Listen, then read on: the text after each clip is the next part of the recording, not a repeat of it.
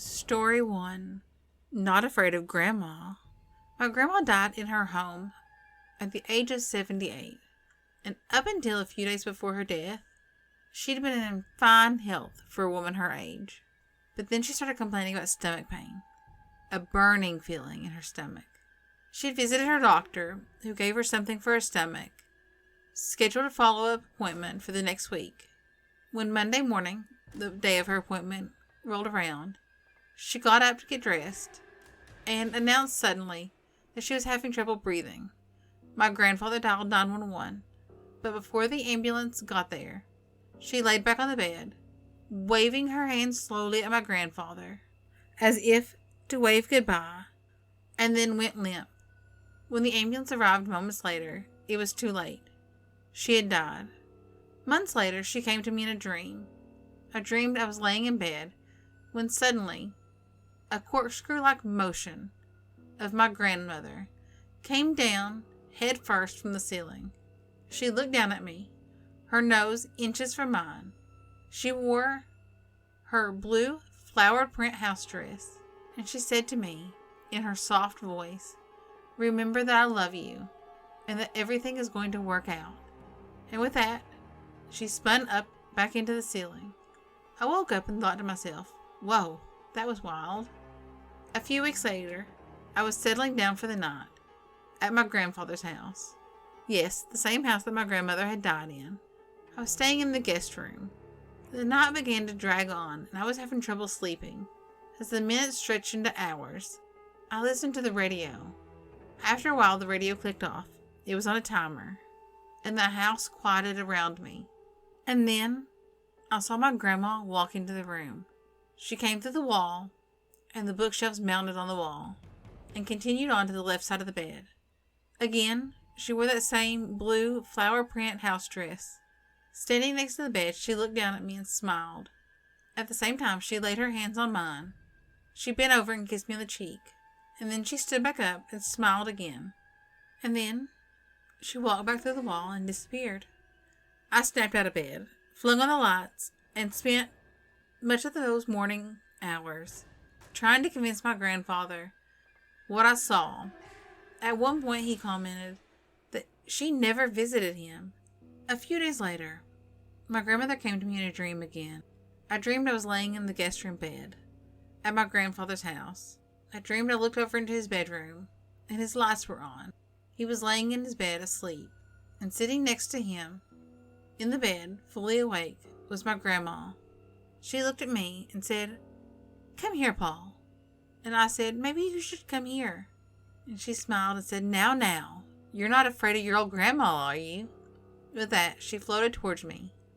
I noticed that the end of her blue flower dress ended in a bit of blue mist.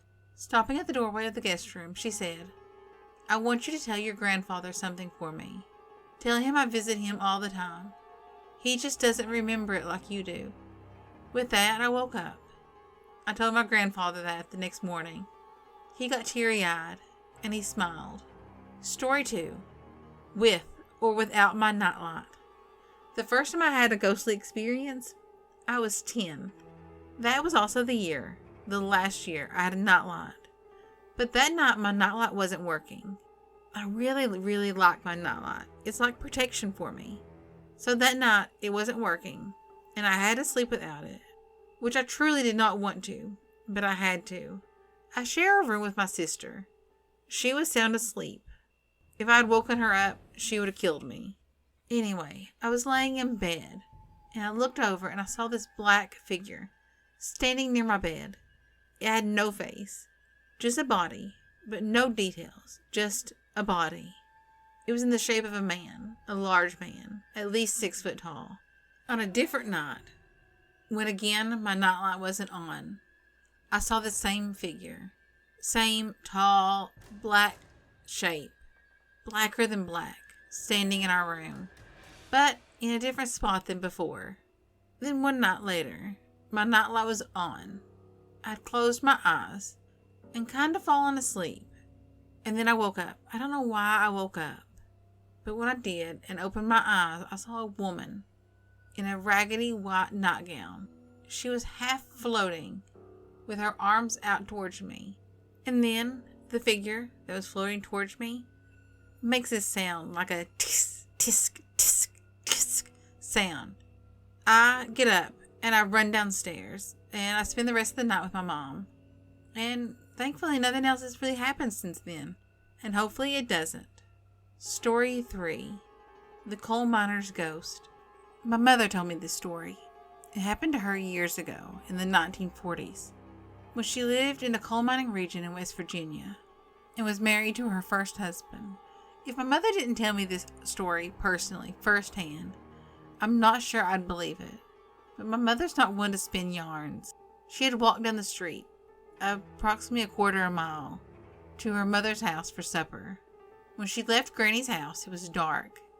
On the other side of the street, between Granny's house and my mom's house, there was a mountain, which had a dirt trail leading up to a house. A light caught her eye, so she watched it, figuring someone was walking up the trail, carrying a lantern. When the light rose up into the trees, and then up above the trees, she thought it was rather strange, but really didn't think too much about it. When she got to her house, she called one of her girlfriends. She lived in the apartment upstairs from Mom, to come outside and see the light. All of a sudden, her friend started uncontrollably crying, saying that there was going to be an accident in the mines. Both her husband and my mother's husband worked the night shift at the mine. Every time that light was seen, an accident happened. Legend had it that an old coal miner used to live up on that mountain, and he had died in an explosion in the mines. Since then, his ghost comes back to warn the men that there's going to be another explosion. And it played out. Sure enough, whenever that light is seen, there's another explosion. My mom tried to calm her friend down. They all went in for the night. At about 2 a.m., my mom was awoken by a knock at the door.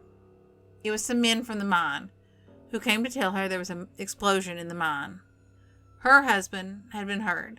He lost 2 fingers in that explosion. From that night on, my mom would never look up at that mountain trail again. She didn't want to see that lantern.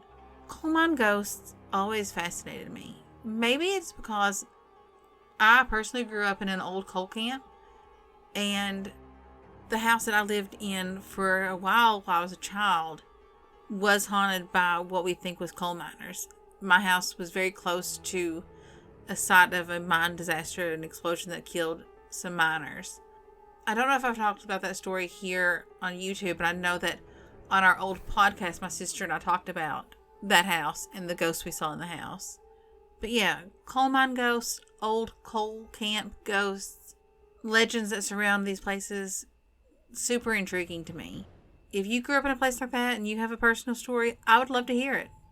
Send me an email at hauntedfamilypodcast@gmail.com and let me know your story. If you like the stories from today's show, hit that subscribe button. Give me a thumbs up. I really appreciate it. Thanks for listening. Bye.